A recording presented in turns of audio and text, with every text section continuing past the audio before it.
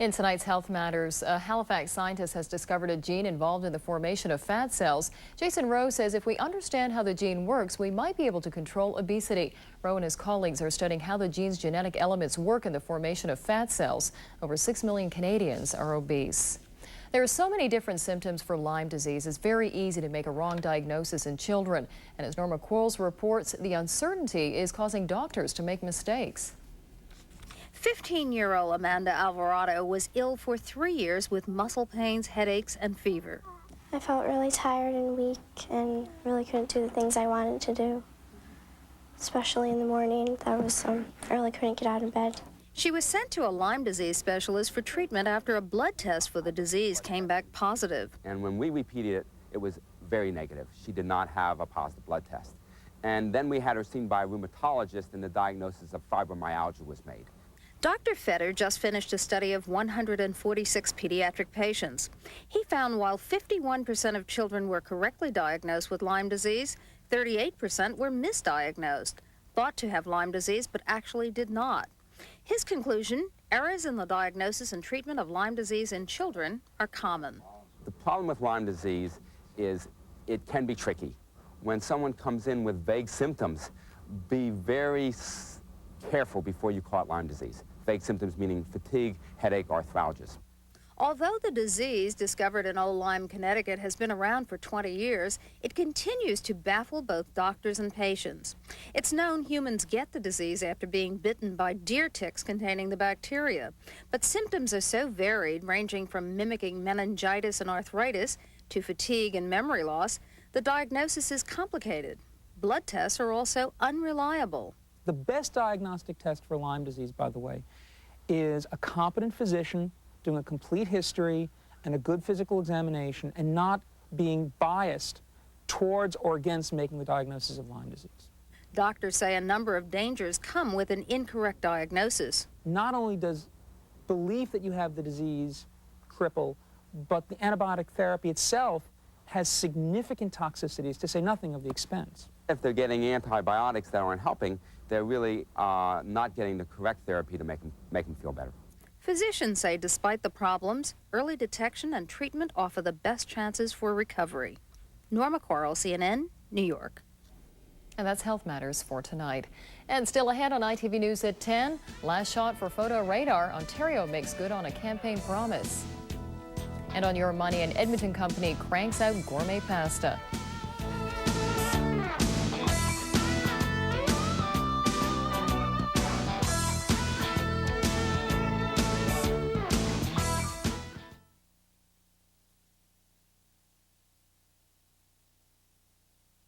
Moving. I can't take it anymore, Captain. Ich muss mein Hausaufgaben machen. Pick the wrong movie?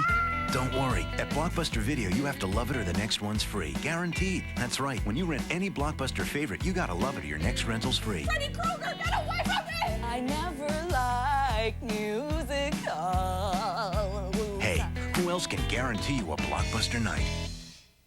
Thursday. You stupid! Get Mr. Bradshaw now! It was a school out of control. Can you send a patrol car over? Yeah, another fight. Until one man... You can't teach anything, including the basics, if a kid doesn't want to be in school. ...cared enough to make a change. Any ideas that you have, I want you to share them with me. Because, guys, we're in this together. Michael Tucker stars in A Town Torn Apart, Thursday at 7 on ITV. Mark and Jay are pre-med students. What is it? Who just made a big discovery. Victor. Fun. Frankenstein! Now, thanks to a few hundred volts.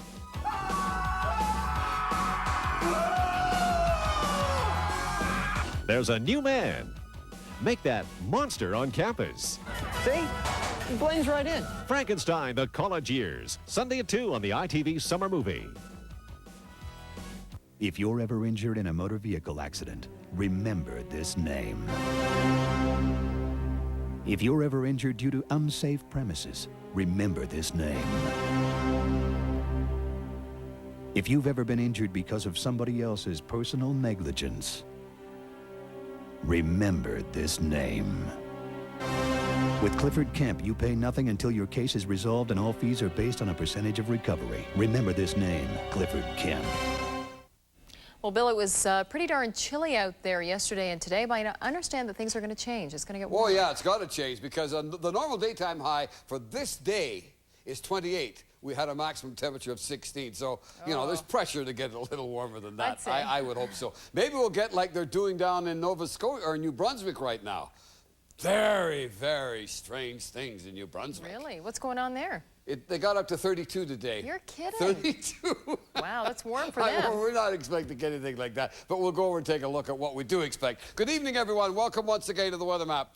You know, as you look at the weather map, you see this, that. There's a low pressure area here, and there's another low pressure area here, and there's a high pressure area here. But the thing about all of these things is that they are weak. There is nothing established around them at all. You see, around a high and around a low and all that stuff, you figure out the intensity of them by how much by what they call isobars. Now, if the isobars are tight around them like that, you know you've got lots of wind coming in there and the warm air coming in there and lots of mixing up, and it's a very vigorous thing, but it's not like that. We have an errant one of these isobars about here, and then you go way down here, and then you find another one. There's just no strength to this weather map at all. So what happened last night? Well, what happened last night is that we had one of those dreaded, or almost the second most dreaded of all meteorological phenomena, and that was an upper trough. A trough of very cold air. Here's the upper atmosphere, okay? And you get one of these, you've got very cold air in there, and that's why they call it a trough, because it's trough-shaped. And here we have a gentle upward rising of warmer air from the bottom, and if they get around this cold front here, or I should say the upper trough, that is where you get all the cloud, and then you get the thunderstorms starting to build up here, and then you get the hail coming down, and that is why we had all the weather we had. Still, it was a freak. It really was a freak, because there was no wind accompanying it at all, and what it was this trough was moving across here. As a matter of fact, at this time yesterday, there's where we had the trough, right about like that. But we've had troughs like that a lot of times before, and true, they build up into cloud, and you get a little bit of a flurry, or not flurries at this time of year, but you do get some shower activity, some hail, and all that kind of stuff. But then the thing moved off. And another thing, too, if you're on the north side, it didn't seem to bother anybody. But if you're on the south side, all Hades broke loose. So what's going to happen for tomorrow? Well, what's going to happen is this low pressure area here is coming down here, and it'll sort of stay there. But the circulation around it, as you know, is counterclockwise. So we have warm air coming in like that, warm, moist air, and flooding over the central part of the province, and that is where we're going to have more cloud with about a 30% chance of precipitation tomorrow. And incidentally, before I move on, let's go down here and take a look at Bathurst. In Bathurst, they had a maximum temperature of 32 degrees today. All right, the satellite weather map, and let's see what we can find there. Not very spectacular stuff, as you can see. But here we have the cloud that's, we have a low pressure area right there. It's going to move down in through here, and the circulation of the atmosphere, very, very slow. Don't look for anything spectacular. Will bring up the moist, warm air here and just stooge it around in through here. That's what you're going to, that's going to be the main feature on the weather map tomorrow, particularly around the central part. Deep south and deep north expect to be more or less clear. Now let's take a look at our radar map, and as you can see, there's very little going on the radar map indeed. And you probably wonder why. Well, the only thing I could say is it's verifying what we had on the isobars. There is simply nothing dynamic on the weather map at all. And if it hadn't been for that blasted upper trough, we wouldn't have got anything last night at all either. Okay, the city cam. And as we're looking about with that, let's take a check on what we expect the weather to be like in the next couple of days. And as you can see, it's going to be warming up. Well, it's got to warm up. We've got to 16 today, which is ridiculous. Normal daytime high for this time of year is 28. But at any rate, it looks as if there's going to be some warming up come Saturday and Sunday. So by the time we all go back to work next Monday, it'll be a beautiful day. And that's the weather for this evening. Good evening.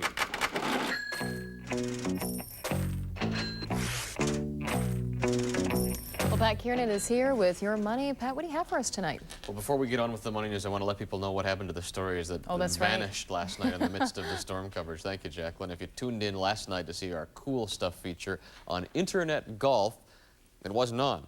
Our coverage of the severe storm meant that several stories had to be dropped from last night's newscast. We're sorry if you tuned in and didn't get to see the story you were looking for, but we can tell you the Internet golf feature will run in this time slot next Tuesday night. They promised to do it. Today, they did. The newly elected Tory government in Ontario has scrapped a photo radar. The experiment with photo radar was not popular with Ontario motorists, and as of midnight, it is gone. Ontario's Attorney General said photo radar did not have the desired effect. If you look at aggressive driving, if you look at tailgating, inappropriate passing, all of those sorts of issues, we believe that having officers out there on the front lines is much more effective in terms of curtailing those sorts of activities than photo radar. Since Ontario began using photo radar, about $16 million worth of speeding tickets have been issued, and about $12 million has been collected so far. The personal computer has pushed typewriter manufacturer Smith Corona over the edge. The company has tried to adapt its products to meet the demands of the 90s, but hasn't been very successful. Smith Corona now seeking protection under U.S. bankruptcy laws. Looking at the markets, the TSE is up 15 points. The Dow doubled that. It closed up 30. London gold dropped $1 to close just under $3.84 an ounce. West Texas crude stands at $17.13 per barrel. The loonie looked good today. It crept just past 73 cents U.S. The pound and the yen both lost ground today. Pasta has become the food of the 90s. It seems that everywhere you go, there's another Italian restaurant promising to make food just like Mama used to. So where do all these restaurants get the ingredients for their daily specials? It seems a lot of them go to one Edmonton company.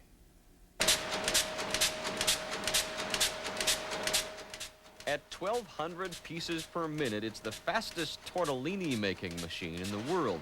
But things weren't always moving along this quickly for the pasta mill. Just 3 years ago, fresh pasta was being produced out of this 400-square-foot location. But a growing demand for the product boosted the firm into a bigger, more efficient plant.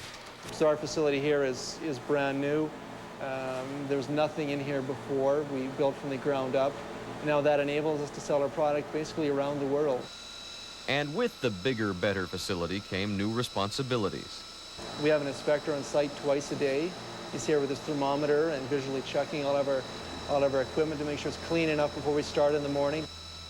The plant currently supplies the pasta to 80% of the restaurants in Edmonton and Calgary, but the real work was getting into the retail grocery chains. Once they saw our new packaging, tried the product, saw what we were doing here, saw our capacity, they were very receptive.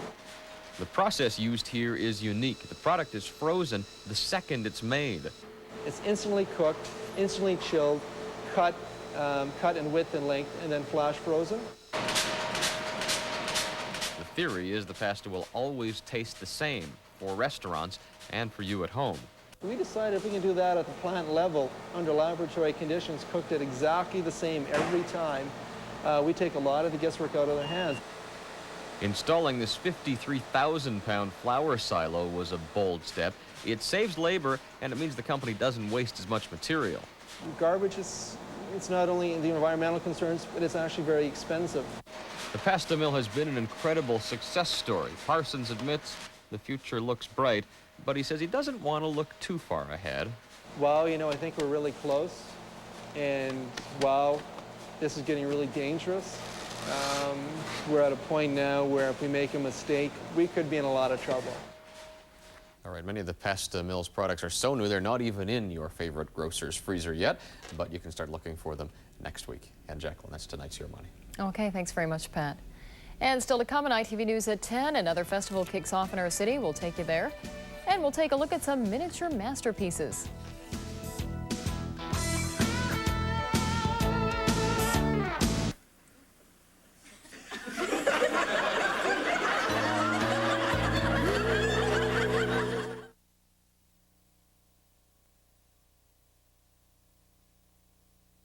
Hey, think you have to give up taste just because you're cutting down on fat? Think again. Introducing new Kraft Light 100% Parmesan grated cheese. It's the only Parmesan with the great taste of regular 100% Kraft Parmesan, and it has 40% less fat. So pour it on and enjoy the taste of new Kraft Light 100% Parmesan grated cheese. Who says you can't have it both ways? Kraft. Good food and good food.